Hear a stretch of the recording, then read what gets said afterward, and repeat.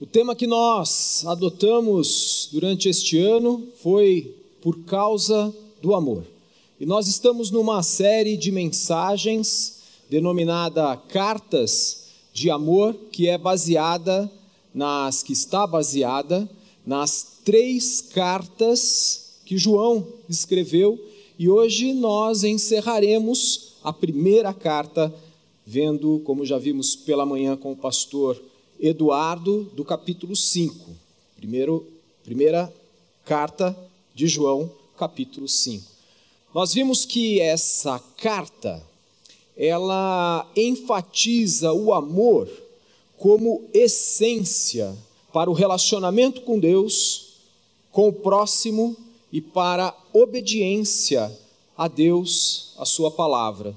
Quando a escreveu, o apóstolo João tinha em mente combater o gnosticismo, que nós já tanto ouvimos aqui sobre ele, porque o gnosticismo, dentre tantas outras coisas que ensinava também que o corpo era mau e a alma era boa. E aí, sendo mal, o corpo não poderia vencer o mundo. E o autor, ele se referiu aqui no capítulo 5 ao mundo, a gente vai ler o texto daqui a pouco, como sendo um sistema maligno controlado por Satanás que se opõe a Deus.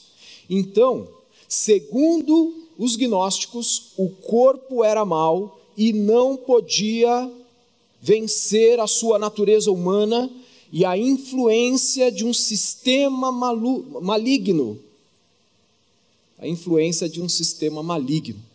Para eles, o corpo estava escravizado para fazer o que o mundo e a sua natureza propunham. Então, tudo bem, vamos fazer o que quisermos. Por causa disso, os gnósticos consideravam que não havia problema praticar comportamentos contrários à vontade de Deus, porque eles não violariam, não havia ali, por causa disso, não havia a violação da lei nem falta moral, já que o corpo então era considerado mau.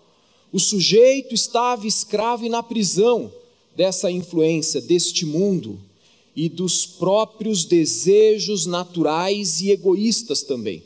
Então João escreveu a carta tendo em mente o tempo todo o combate ao gnosticismo.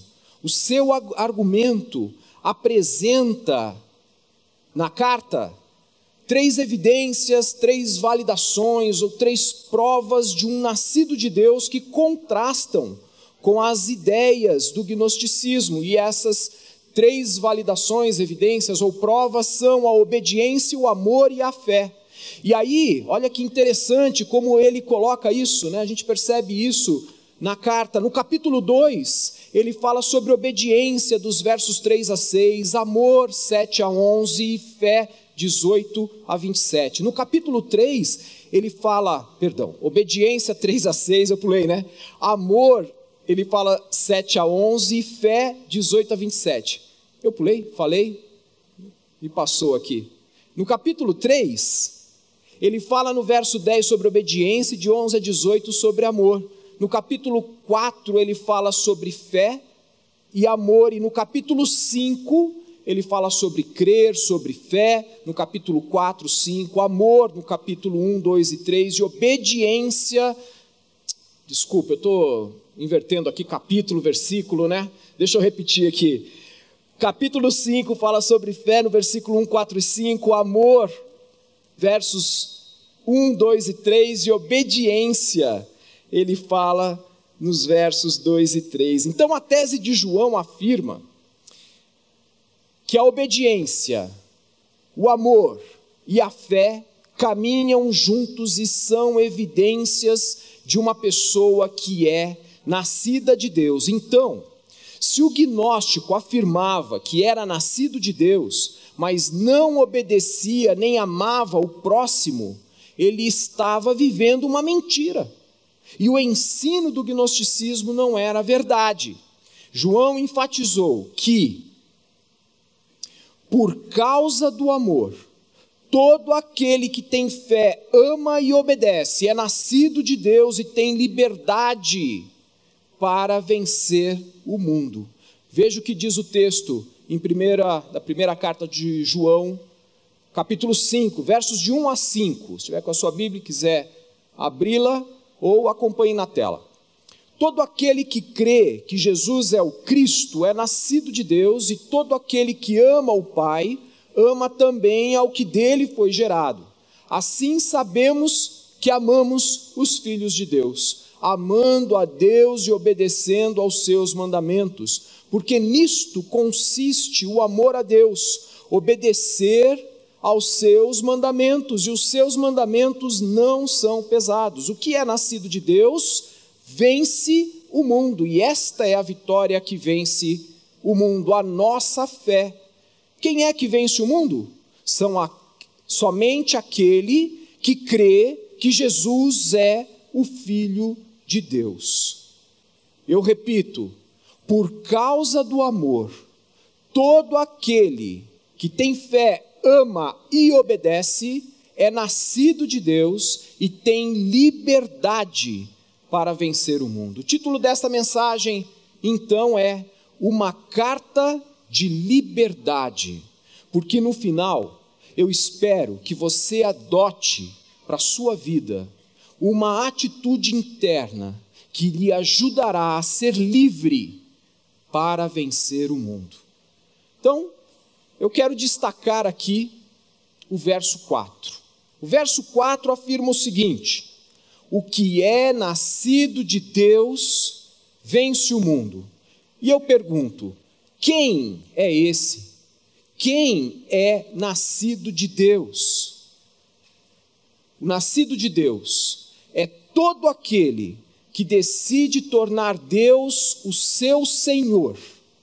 É todo aquele que reconhece que possui uma natureza pecaminosa contrária ao seu Criador e por causa disso coloca o seu ego, coloca a si mesmo no centro da sua vida. O nascido de Deus é a pessoa que reconhece que faz isso. E por causa disso, ela toma decisões e faz todas as coisas tendo a si mesma como referência, ou a si mesmo como referência. Depois que ele reconhece, ele se arrepende. Ele toma uma decisão genuína de tirar o seu ego, de tirar a si mesmo do centro e colocar Deus nesse lugar. Em seguida, ele confia a sua fé em Jesus Cristo. Ele crê que Jesus é Deus, que veio neste mundo como um ser humano, e porque nunca colocou o seu ego no centro, ele não pecou, mas morreu pelos pecadores egocêntricos.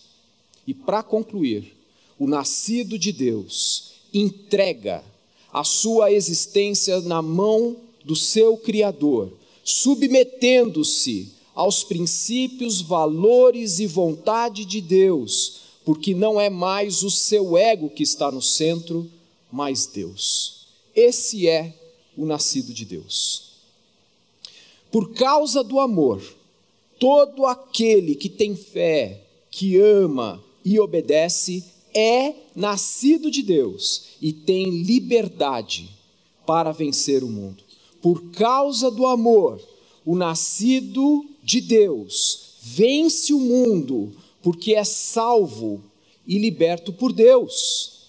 Segundo John Stott, na frase "o que é nascido de Deus vence o mundo", a palavra grega traduzida na versão NVI como o que é nascido de Deus, ou na Almeida Revista e Atualizada, que foi traduzida lá como todo o que é nascido de Deus, é, segundo Stott, uma palavra neutra, que significa, traz para a construção desta frase a ideia de que a capacidade para vencer o mundo não é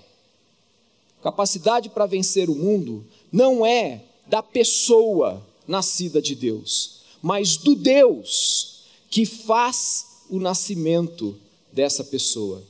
Deus, na pessoa do Espírito Santo, vem habitar e libertar para vencer o mundo. Vou repetir. Deus, na pessoa do Espírito Santo, vem habitar o nascido de Deus e libertar o nascido de Deus para que ele vença o mundo. Por isso, lá no final do texto de capítulo 5 aqui, de 1 a 5, lá no final do verso 3, João escreveu: seus mandamentos não são pesados. Mas isso não significa que eles são fáceis. Mas Deus opera por meio do Espírito e por isso eles não são pesados. Deus opera por meio do Espírito na vida do nascido de Deus e lhe dá tudo o que precisa para obedecer e para vencer o mundo. E olha que interessante. O Evangelho de João, não estou mais falando das cartas, porque o autor das cartas, primeira, segunda e terceira cartas, escreveu também o seu evangelho. O Evangelho de João, no Evangelho de João, ele registrou o que Jesus disse sobre a necessidade de voltar para o Pai, para que o Espírito Santo viesse e estivesse conosco para sempre. Está lá registrado no capítulo 6, nos versos 6 e 7. Porque o Espírito Santo tem a função de convencer sobre o pecado, a justiça e o juízo. Isso está escrito em João, capítulo 16, verso 8. Ele também tem a função de ensinar e fazer lembrar o que Jesus ensinou. Isso está escrito em João, capítulo 14, verso 26. Salvar e regenerar. João, capítulo 3, de 5 a 8, e habitar o nascido de Deus, está escrito em João, capítulo 14, verso 17, e Paulo, o apóstolo Paulo, ainda acrescenta o seguinte, que o Espírito Santo também intercede e santifica os nascidos de Deus, isso está registrado em Romanos, capítulo 8, o Paulo também escreveu que o Espírito Santo ele dá dons espirituais, Romanos 12, e produz frutos na vida do nascido de Deus, que está lá em Gálatas capítulo 5. Por isso, é Deus quem opera por meio do Espírito, do Espírito dele, para que o nascido de Deus tenha liberdade para obedecer e vencer o mundo, não pelas suas próprias forças, mas por meio da atuação do Espírito Santo na vida do nascido de Deus. Por causa, eu repito, por causa do amor, todo aquele que tem fé, ama e obedece, é nascido de Deus e tem liberdade para vencer o mundo. Mas, por que nem sempre conseguimos vencer o mundo? Para um pouquinho, pensa na sua vida, eu penso na minha. Por que nem sempre você consegue vencer a influência deste sistema maligno controlado por Satanás que se opõe a Deus? Por que nem sempre você consegue vencer a tentação e os pecados que muitas vezes são recorrentes na sua vida? Se você já é nascido de Deus e tem liberdade, por que você se percebe escravizado por influências desse mundo e dos desejos da sua natureza humana egocêntrica que impedem você de viver relacionamentos genuínos e profundos com Deus e com o próximo? Se você já é nascido de Deus e tem liberdade, por que você continua escravizado ou escravizada por comportamentos destrutivos e recorrentes, repetindo sempre os mesmos pecados? Por que não nos apropriamos dessa posição que nós já temos em Cristo? porque nós não experimentamos a liberdade que permite vencer o mundo, a liberdade que Deus já nos deu. E eu quero propor uma resposta. E a resposta é eu mesmo, o nosso ego, o seu ego, o meu ego, eu não consigo por causa de mim mesmo. Vocês já ouviram falar no livro Ego Transformado? Alguns preletores aqui, pregadores, já até comentaram sobre ele. É quase que um livreto que o Timothy Keller escreveu, Ego Transformado. Nesse livro, ele defende a tese de que o ego que não é preenchido com Deus fica vazio e inflado de ar. Sabe a ideia de uma bexiga? Quando nós pegamos a bexiga vazia, ela não tem nada lá dentro e nós começamos a assoprar e ela começa a inflar. É essa a ideia. Ela se infla do quê? De vento, de ar, de nada. Isso acontece com o nosso ego, quando nós não colocamos Deus no lugar que lhe é devido. E Timothy Keller, no livro Ego Transformado, ele cita Kierkegaard, e ele fala o seguinte, ele cita esse autor para dizer que o ego vazio, sem Deus, constrói a sua identidade em torno de qualquer coisa que não é Deus. Percebem? Vou repetir. O ego vazio, o ego sem Deus, constrói a sua identidade. Eu e você construímos a nossa identidade em torno de qualquer coisa que não é Deus, se não colocarmos Deus ali no centro. Essa é a tese.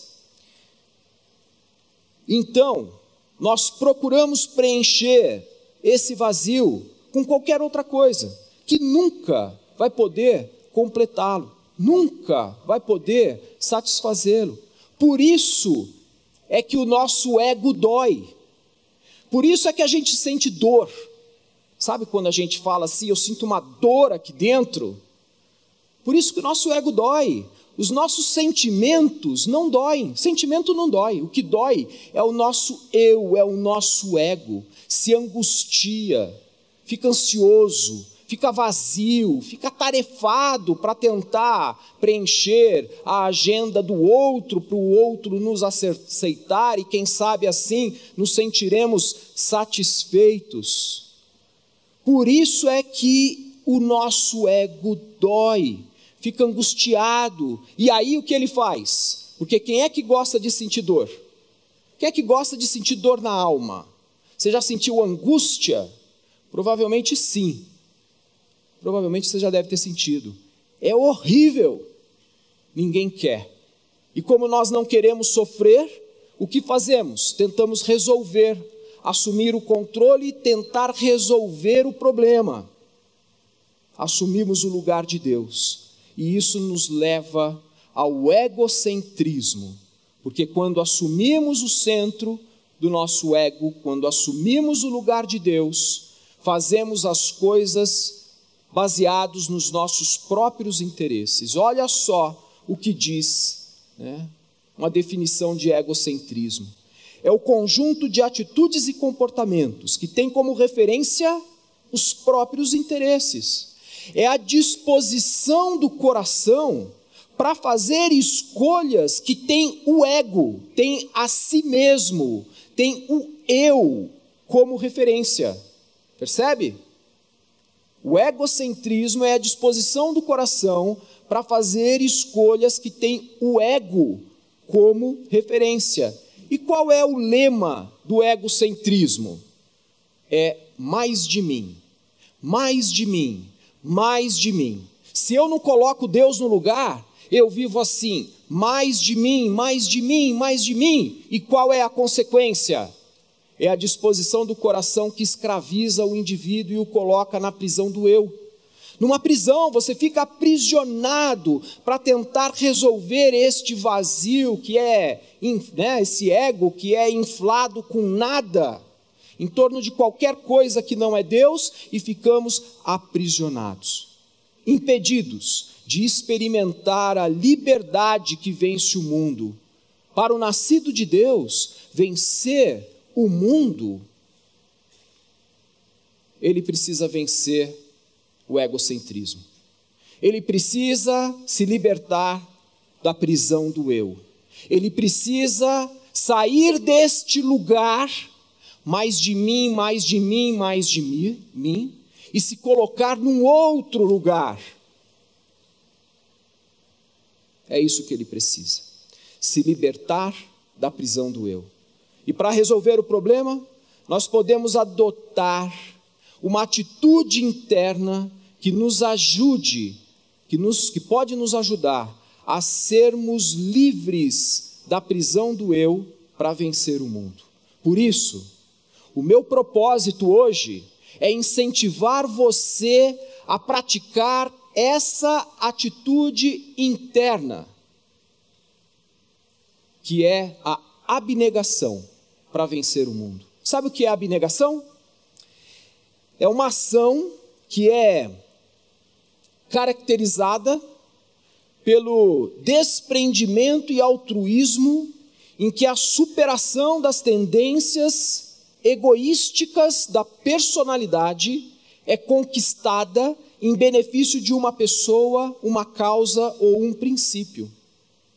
Olhando pela perspectiva da religião, é a renúncia da própria vontade em função de princípios religiosos.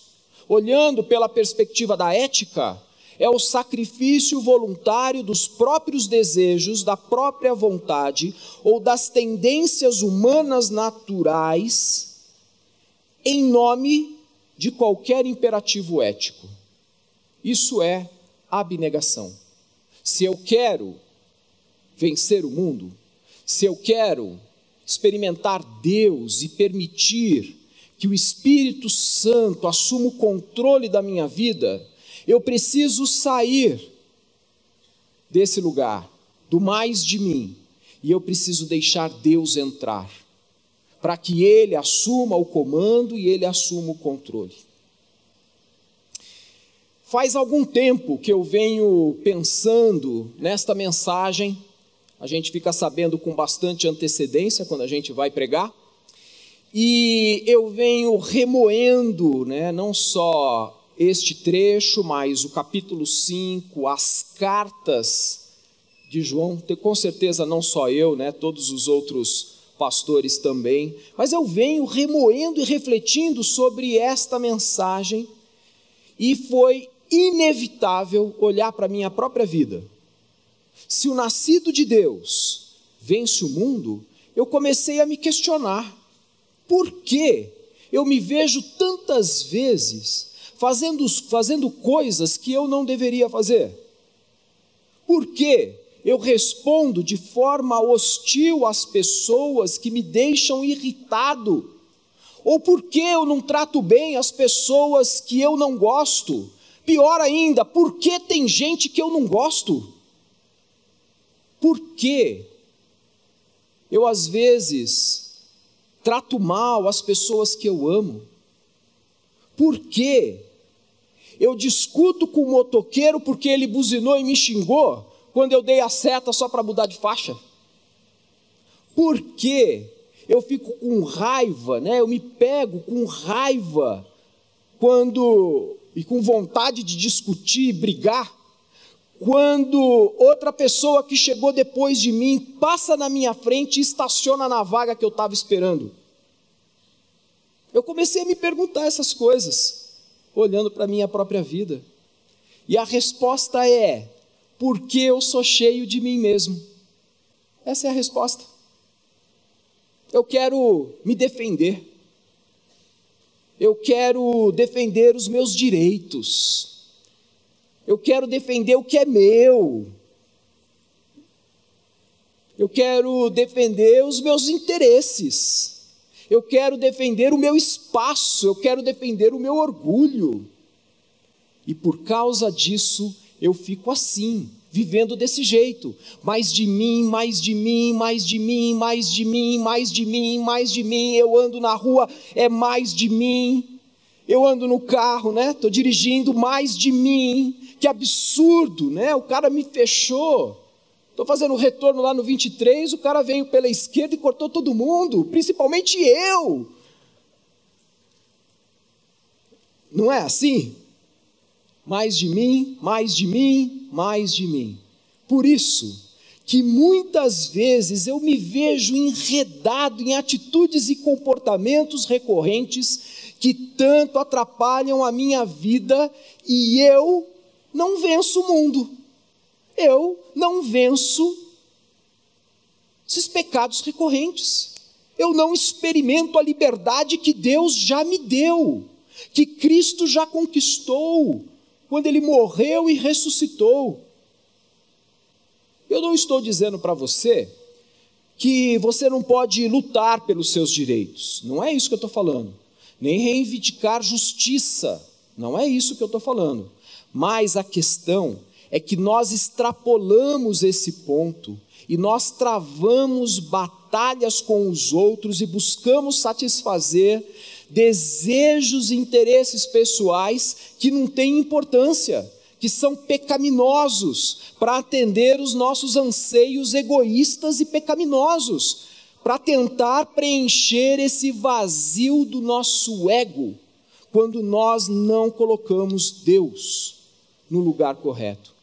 Foi aí então que, pensando e refletindo sobre isso, eu me deparei com Lucas, versículo 9, hoje eu estou confundindo capítulo, versículo, né? Lucas capítulo 9, versículo 23, que diz assim: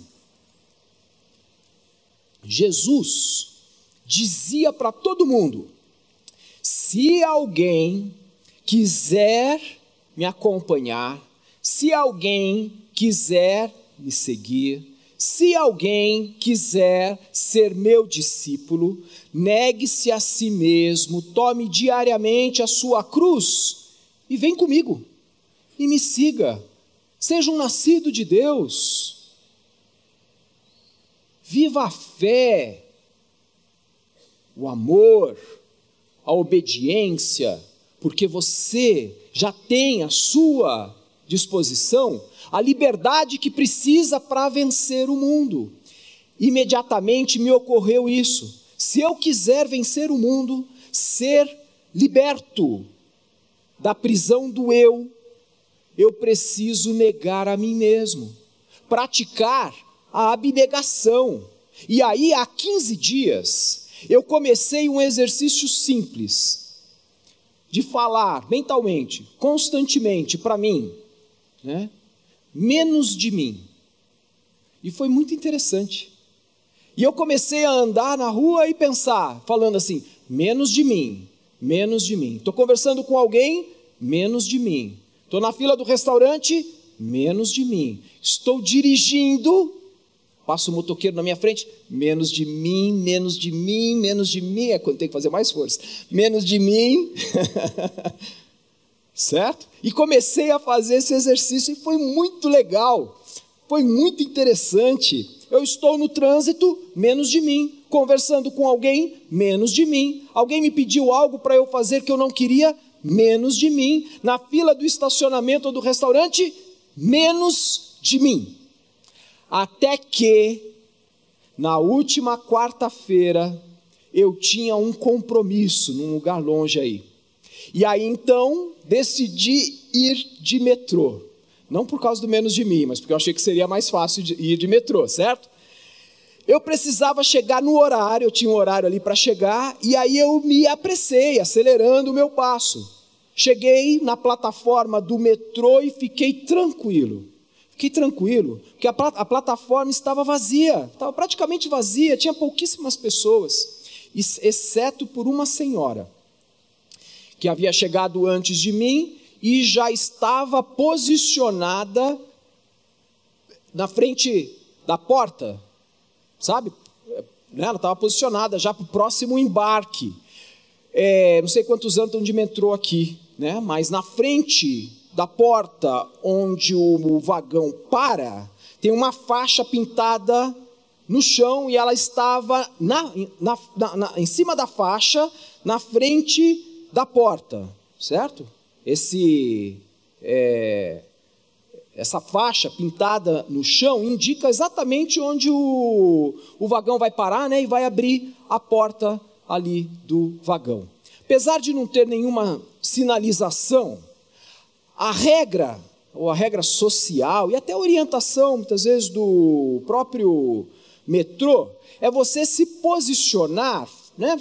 Fazer uma fila fora da faixa, ao lado da faixa. E aí chega o primeiro, o segundo, o pessoal vai fazendo a fila fora da faixa para deixar o desembarque do vagão livre, facilitar a saída dos passageiros. Eu obedeci à regra. A senhora estava na frente da porta, em cima da faixa, e aí eu era o segundo que tinha chegado, fiquei logo atrás dela, ao lado, fora da faixa. Certo?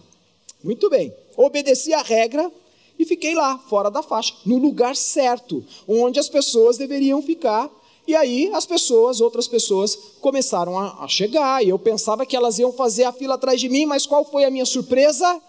Chegou a terceira pessoa e ficou atrás da mulher, em cima da faixa. Tá bom, né? Ela ficou ali, em cima da faixa, eu ao lado dela. Essa mulher, então, se posiciona ali, no lugar errado, e as outras pessoas começaram a chegar. Uma a uma, fizeram a fila atrás da mulher. Foram fazendo a fila, dentro da faixa, que é o lugar errado. Agora vocês conseguem imaginar onde eu estava? Eu estava no lugar certo, mas fora da faixa. Consequentemente, fora da fila. E aí começou a chegar o pessoal, começou a chegar mais 1, 3, 4. Eu pensei comigo, não, pera um pouco, eu tenho que retomar o meu lugar, porque afinal de contas, eu era o segundo da fila. E aí eu comecei, assim, sutilmente, tentar recuperar o meu lugar. Chegar, como quem não quer nada, perto ali do lado, atrás da primeira, certo? A segunda na fila não gostou. Deu um passinho para frente e ainda inclinou o ombro assim, como dizendo, aqui você não entra. Eu fiquei sem graça, né? E agora? O que eu vou fazer? E aí eu percebi, né, que o meu segundo lugar já estava na 6ª ou 7ª posição. E pensei, agora é que não vai dar mesmo para eu recuperar o meu lugar, né? Porque essas pessoas vão pensar que eu estou tentando furar a fila. Imagina a situação. Estão pensando que eu vou furar a fila. Essas pessoas, então, vão acabar brigando por isso. E aí, por um instante, eu pensei, vou tomar o meu lugar, independente do que essas pessoas vão fazer. Afinal de contas, é o meu direito, eu cheguei em segundo lugar, certo? Aquele era o meu lugar. Foi aí que eu me lembrei. Menos de mim, menos de mim, menos de mim. E nada como aquela situação para eu pôr em prática o meu exercício. Para esse sermão aqui, menos de mim. O metrô chegou, eu estava lá, ao lado, né, à margem da fila, ao lado da fila. O metrô chegou, a porta abriu, aquela multidão saiu de dentro, não sei como cabe tanta gente dentro do vagão, aquela multidão saiu de dentro do vagão, e eu ali, no lugar certo, fora da fila, que estava no lugar errado, certo? Vi a pessoa, aí eu vi, né?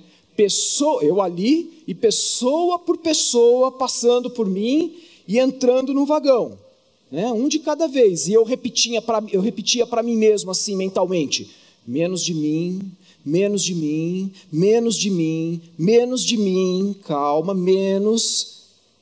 O vagão foi enchendo, eu não sei de onde sai tanta gente, né? O vagão foi enchendo, e eu vi assim que rapidamente ele encheu, aí eu percebi uma oportunidade para eu conseguir entrar no vagão. E aí eu então cheguei para o lado e fui em direção a porta, quando de repente aparece um retardatário correndo, que eu não sei de onde, e ele entra na minha frente. E eu, menos de mim, menos de mim, menos de mim. Aí ele entrou na minha frente e ficou na minha frente ali. Eu, menos de mim, menos de mim. Eu não acreditei. Eu pensava assim, enquanto eu pensava assim, menos de mim, eu vou perder a hora, menos de mim, menos de mim. Pois é, você pode estar imaginando aí, né? Mas não, eu não perdi o metrô. Eu consegui entrar, tudo bem que eu fiquei entre o retardatário e a porta, né? Grudado assim, entre a porta e o retardatário ali, mas eu consegui entrar no metrô.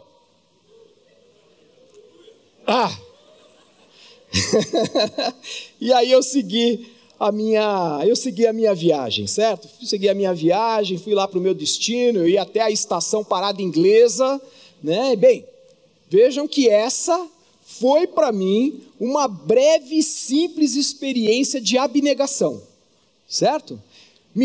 Eu aprendi uma coisa, que praticando isso, eu posso perder o metrô.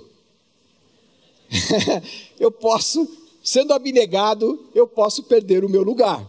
Mas pelo menos eu não fiquei irritado, né? Não fiquei bravo, não fiquei mal-humorado, de verdade, fiquei bem com aquilo, certo? E nem briguei com ninguém. E entrei no metrô, apertado, mas entrei. Com tudo isso, ficou um consolo para mim, né? Que se no embarque você é o último, no desembarque você será o primeiro. É verdade. Isso seria verdade se eu não tivesse mais umas 8 estações pela frente, né? Continuei lá. Essa foi a minha experiência, menos de mim. Por causa do amor, todo aquele que tem fé, ama e obedece, é nascido de Deus e tem liberdade para vencer o mundo. Nós podemos ser nascido de Deus, ter o Espírito de Deus, mas o nosso egocentrismo nos escraviza na prisão do eu e nos leva a fazer coisas ruins, coisas que nós não queremos fazer, mas de repente nos pegamos nelas, sendo escravizados por ela ou por elas. Ao invés de livres e vencendo este mundo, nós estamos escravizados e derrotados pela nossa natureza humana, egocêntrica, pecadora, pela influência de um mundo, de um sistema que é controlado por Satanás, que se opõe a Deus, brigando, discutindo com pessoas que amamos, destruindo a vida do outro quando falamos coisas que magoam o outro, e nós nos pegamos assim, de forma recorrente. A boa notícia: não precisamos continuar escravizados pela prisão do eu. Não precisamos continuar submetidos e escravizados por esse sistema maligno que se opõe a Deus. Nós podemos experimentar e praticar o menos de mim. E essa é a minha sugestão. Você quer experimentar Deus atuando na sua vida da forma que Ele pode e quer? Menos de mim. Você quer vencer aquelas lutas que você enfrenta constantemente, depois que você faz, bate aquele arrependimento, aquela dor lá no fundo da alma, porque você fez de novo? Menos de mim, menos de mim. Pratique isso na sua vida, menos de mim, e deixe o Espírito Santo assumir o controle da sua vida. Para que você seja pleno do Espírito, é preciso praticar o menos de mim. E essa é a minha sugestão. Como eu disse, a minha intenção hoje é incentivar você a praticar a abnegação, o menos de mim, nas coisas cotidianas, corriqueiras da sua vida, para que você tenha liberdade, por meio da atuação do Espírito de Deus em você, de vencer o mundo. Talvez você nunca teve a oportunidade de se tornar um nascido de Deus. Talvez você nunca se colocou diante de Deus para que Deus assumisse o controle da sua vida. E eu gostaria de dar essa oportunidade para você, se houver alguém assim. Para que isso seja possível, você precisa aplicar o menos de mim. Como a gente faz isso? Primeiro, reconhecendo que é pecador, reconhecendo que nós estamos com o nosso ego vazio, preenchido ali por qualquer coisa que não é Deus, principalmente você mesmo. Reconheça isso. Segundo, arrependa-se. Sabe o que é arrependimento? É você mudar de direção. Eu não quero mais viver desse jeito, com esse meu ego inflado, cheio de mim, vivendo como se sempre eu tivesse que falar mais de mim, mais de mim, mais de mim. Chega! Arrependa-se e volte para o outro lado. Coloque Deus neste lugar e comece a viver menos de mim. Viva o menos de mim. Terceiro, crer. Crer é confiar. Crer, depositar a sua fé em Jesus Cristo, é em confiar de que Ele é Deus. O próprio Deus, na pessoa do Filho, veio neste mundo como um ser humano. E como ser humano, sem pecado, morreu. Porque nós somos egocêntricos, morreu por cada um de nós, para que nós não precisássemos viver sem Deus. Em quarto lugar, entregue-se. Entregue o seu coração nas mãos do Senhor. Entregue a sua vida nas mãos dEle, para que Ele assuma o controle da sua vida e você possa então se submeter à vontade dEle, se submeter aos cuidados dEle. Quero convidar você a fechar os seus olhos. Por favor, feche os seus olhos. Reflita na sua vida. Talvez você não seja ainda um nascido de Deus, mas você tem a oportunidade agora de tomar essa decisão.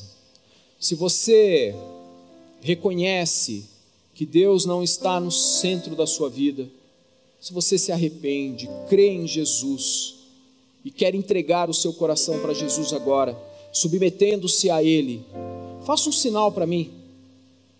Levante uma de suas mãos, porque eu quero orar com você. Basta você levantar uma de suas mãos. Se Deus está falando com você, incomodando o seu coração neste momento, porque você nunca tomou ainda uma decisão de entrega, levante uma de suas mãos. Estou vendo alguém aqui que levantou a mão, estou vendo ali, pode abaixar. Mais alguém? Deus deve estar falando com você. Amém. Deus te abençoe. Porque Deus quer te dar liberdade. Deus quer cuidar de você, controlar a sua vida. Mais alguém que gostaria de entregar o seu coração a Jesus? Amém. Vou pedir que todo mundo fique em pé. E eu quero orar por você que levantou a sua mão. Por favor, vem aqui. Vem até aqui. Quero ajudar você a fazer uma oração de entrega, para que você possa dizer: menos de mim, mais do Senhor, mais de Deus na minha vida. Por favor, vem aqui. Mais alguém? Sem nenhum constrangimento, pode vir aqui. Estamos em família, queremos abraçar você, queremos receber você aqui. Oi, gente, como é o nome de vocês? Reinaldo Júnior. Muito bem. Pode chegar. Como é o nome da senhora? Eliette. Reinaldo Júnior e Eliette. Parabéns pela coragem e pela decisão de vocês. Tomar essa decisão é a coisa mais importante na vida da gente. Seja entregando o seu coração a Jesus, seja você querendo dizer: Senhor, eu sei que eu sou um nascido de Deus, mas eu ainda me sinto escravizado nesta prisão do eu. E Deus quer dar liberdade para vocês viverem tudo aquilo que Ele tem para a vida de vocês, eu na minha e cada um aqui na sua também. Repita assim comigo, ore comigo assim: Senhor Jesus, eu me arrependo dos meus pecados, reconheço que tenho estado no centro da minha própria vida e quero dizer que eu creio no Senhor, creio que o Senhor é Deus, que veio neste mundo como ser humano e sem pecado morreu para que eu pudesse ser perdoado dos meus pecados. Eu creio no Senhor e entrego o meu coração ao Senhor, para que o Senhor assuma o comando da minha vida. Em nome de Jesus, amém. Amém. Meus parabéns, que Deus abençoe a vida de vocês. Nós gostaríamos de dar para vocês uma Bíblia de presente. Vocês gostariam de receber? Acompanhe a Leila aqui, o pessoal da nossa equipe, e eles vão com vocês até ali para entregar e orar por vocês também. Deus te abençoe. Deus abençoe. Pode sentar. Muito obrigado pelo seu tempo e ouvir.